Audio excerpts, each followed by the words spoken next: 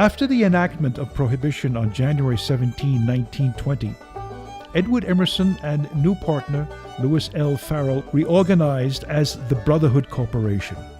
They began producing medicinal and sacramental wines as allowed by law.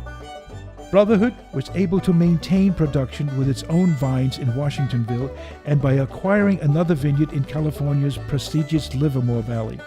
Regular tank cars shipments of wine from the West Coast also ensured a regular supply of wine to keep up with the demand. After Emerson's death in December 1924, Brotherhood continued to prosper under the able direction of co-owner Lewis L. Farrell. But by the end of the decade, production was drastically reduced as the nation entered the difficult economic years of the Great Depression.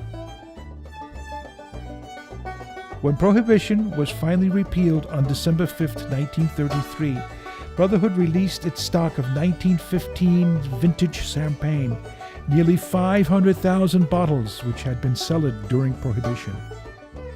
As renewed production began on table and sparkling wines, Brotherhood concentrated on several varieties of Sherries and Aperitifs, continuing production throughout World War II despite diminishing consumer preferences for wine.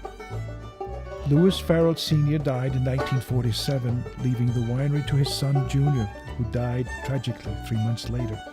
Brotherhood Winery officially passed on to one of Lewis Farrell Jr.'s cousins, Francis L. Farrell, who would lead the winery into the prosperous post-World War II era.